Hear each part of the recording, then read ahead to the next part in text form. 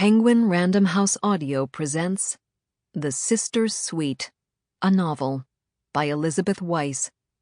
Read for you by Barrie Kreinik. Prologue. A young woman is pacing up and down the front steps of my house, her briefcase bouncing against her knees.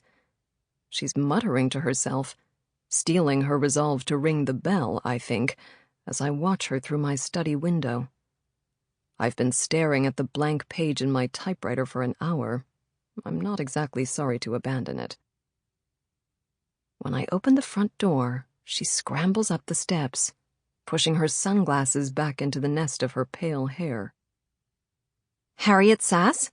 she asks. "Yes." "You're Josephine Wilder's sister? Her twin?" She blinks at me expectantly. "Who are you, exactly?" "I'm Linda Delaney. I'm working on a story for Vanity Fair. Well, it's on spec. But in light of your sister's passing, I took the train up from the city." And then she shakes her head gravely, as if she's just remembered she's supposed to. "I'm sorry for your loss." "What are you talking about?" She goes ashen. "Then you don't... Oh, but I assumed you... Well, look." She scoops the newspaper off the welcome mat and shakes it open to the obituary page. There she is, my sister Josephine, smiling out of a headshot from the 40s when we were in our 30s.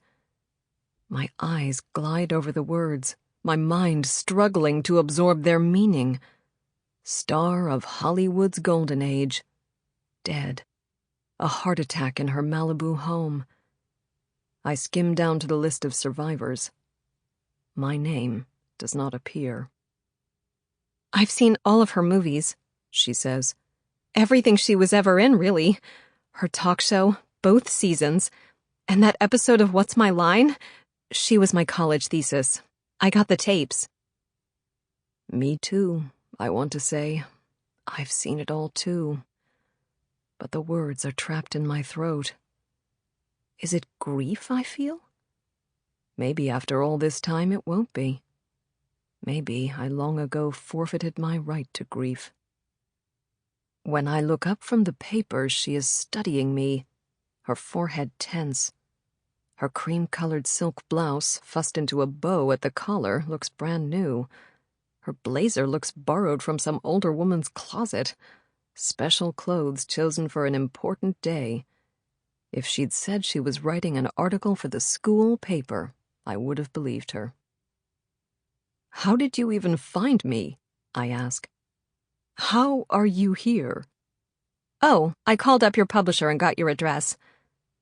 She beams, as if she expects a merit badge for resourcefulness. "I read one of your books, you know." "You did?" I feel an old, sheepish pleasure. She nods brightly. "For my thesis.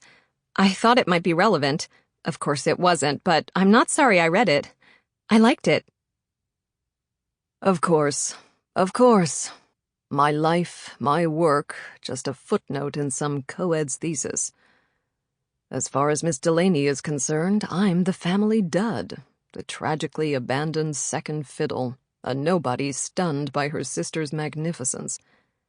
But as soon as I allow myself that bitter thought, the grief I worried I had no right to feel floods my chest, threatens to spill out my throat in a cry. Josie. But it's always been this way.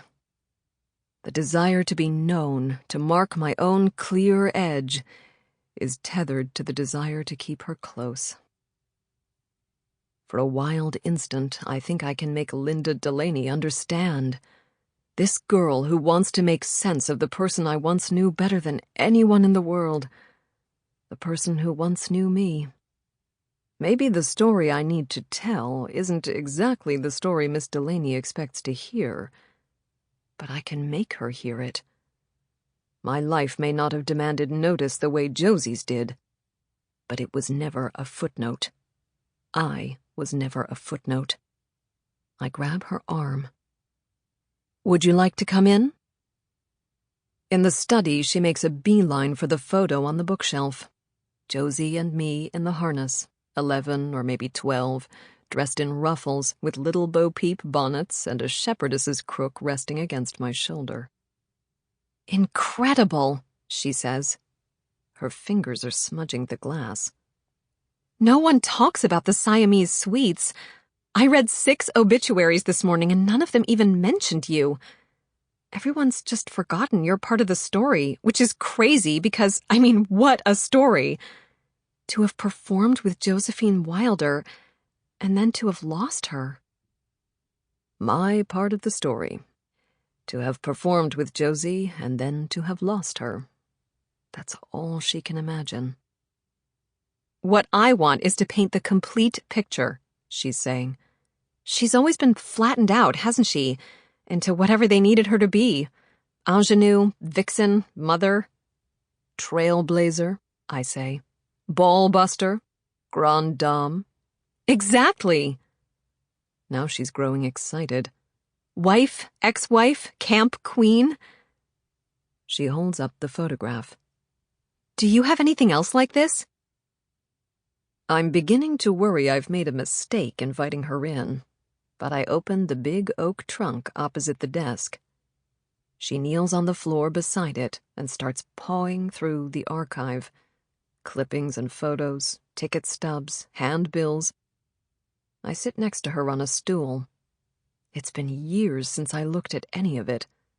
Josie, a smudge of ink on a yellowing piece of newsprint, cuts a ribbon outside a new home for wounded soldiers. Josie, in pearls, hawks luster cream shampoo. A bill promotes our appearance at a county fair.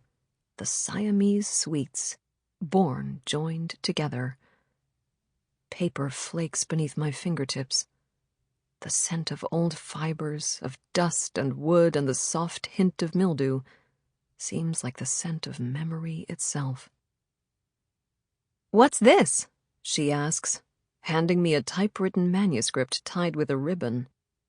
The paper is thin, yellowing. I read. Maud Foster emerges into the steam and hustle of the platform at Grand Central Station, clinging to her suitcase and staring with great purpose some yards ahead, the surest way, she has learned, to keep busybodies from asking why she is traveling alone. It takes me a moment to recognize the words as my own. I wrote them 25 years ago, right after Mama died. Absurd to think of oneself as an orphan at 53, but that was how I felt. My parents were gone. The truth of what had passed between us was fixed. All I had left were their stories. For a week, I holed up in my apartment, writing what I knew, or what I thought I knew, or what I dared to imagine. There should be a word for what I am now, orphaned in all directions, sister orphaned. And once again the urge arises to tell the story, to make it stick. Just something I wrote once, I say at last. A long time ago. Another book? Not another book. If she hears the coolness in my answer, she makes no sign. With an absent smile, she pulls a tape recorder and microphone out of her briefcase and sets them up on the desk. I sit across from her, still clutching my parents' stories. I'll need them if I'm going to make her understand, if I'm going to properly tell my own. I settle into the comfortable groove of my chair. The recorder starts to whir. She leans forward, legs crossed, notebook propped on one knee. Now, she says, where should we begin? Part 1. Chapter 1. A rainy morning, late spring of 1918. Josie and I, 5 years old, sat together at the table in the little muggy kitchen, pressing craters into our Sample complete. Ready to continue?